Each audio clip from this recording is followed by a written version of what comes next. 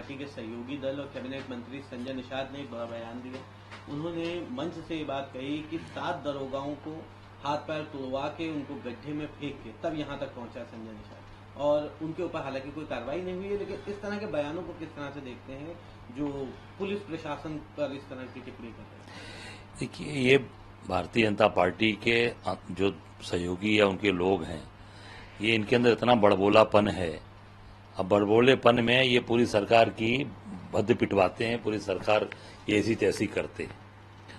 इस तरीके की भाषा एक सम्मानित मंत्री, सम्मानित पद पर बैठा हुआ व्यक्ति बोल रहा है। मैं समझता हूं कि उसको योगी जी को संज्ञान लेना चाहिए और कार्रवाई करनी चाहिए। इसके पहले भी आप देखेंगे इन्हीं के कार्यकर्ता ने इनके ऊपर आरोप लगाया, धर्मात्मा निषाद ने, और वो अभी तक उस पर कुछ नहीं हुआ।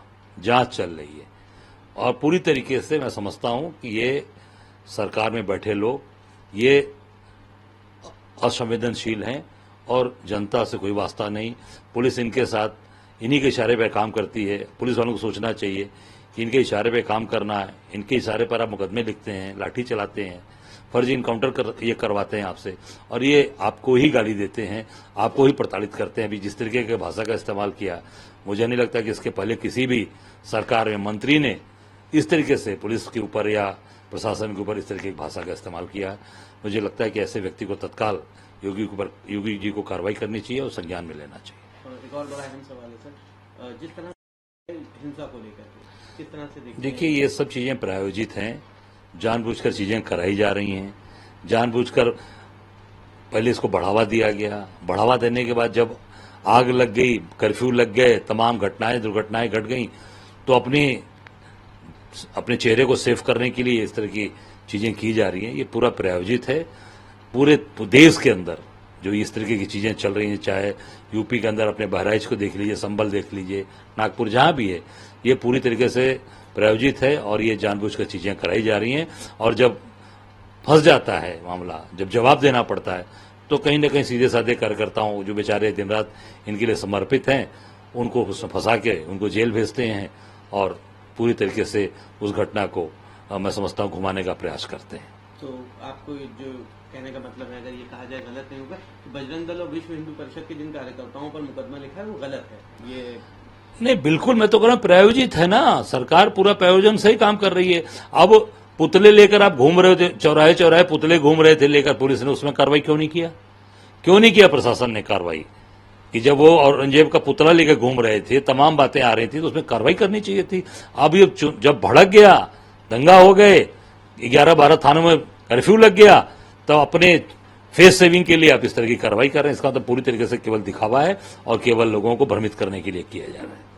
एक अहम सवाल है सर, नागपुर की घटना पर पूर्णिया से निर्दलीय सांसद पप्पू यादव ने कहा कि बजरंग दल या विश्व हिंदू परिषद दंगाई है, संविधान विरोधी, देश विरोधी, इंसान विरोधी, मानवता विरोधी है। इन लोगों पर आजीवन प्रतिबंध लगाया जाना चाहिए। देखिए, पप्पू जी ने जो बात कही है, मैं उसमें अपनी बात जोड़ना चाहूंगा कि ये तो जो मदर संगठन है इनका, मातृ संगठन जिसका मुख्यालय है वहां पर, उस पर ही प्रतिबंध लगना चाहिए। तो ये तो सारे इनकी शाखाएं हैं जिनका नाम पप्पू जी ने लिया। मूल आरएसएस है, आरएसएस पर प्रतिबंध लगना चाहिए और उन पर कार्रवाई होनी चाहिए।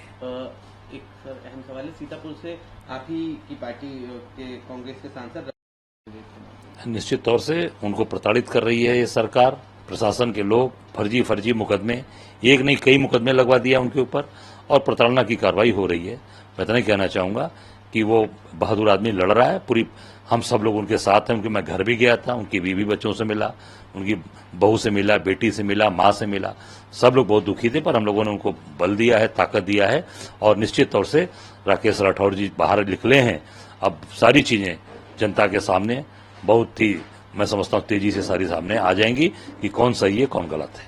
आखिरी सवाल है सर, संभल में जो शहीद हो गया है, कई संगठन कह रहे हैं उसमें हरे कलर को पोतने की बात हो रही है, तो दूसरा समुदाय कह रहा है कि नहीं, इस पर भगवा कलर पोता जाना चाहिए, या तो हरा भी ना पोता जाए। अब पुताई को लेकर के विवाद वहां पे आया। ये सरकार का काम ही यही है, कभी कब्र पर बात करेंगे, कभी पुताई पर बात करेंगे, तमाम इस तरह की बातें। लोगों के खान पान भी कुछ दिन में बात होगी, अभी भी कुछ दिन में पहनावे पर बात हो रही थी, तो ये सरकार का यही काम है, रोजगार नहीं देना, काम नहीं देना, लोगों का भविष्य कैसे हो, पढ़ाई कैसे अच्छी हो बच्चों की, देश में रोजगार कैसे अच्छा मिले, उस पर काम नहीं है। कैसे चीज़ों को डाइवर्ट किया जाए, कैसे लोगों को बांटा जाए, और हिंदू मुसलमान में पूरे देश के अंदर एक माहौल खड़ा करके जिस तरीके की चीज़ें कर रहे हैं, वो देश को बहुत पीछे ले जा रहे हैं, देश को खराब कर रहे हैं।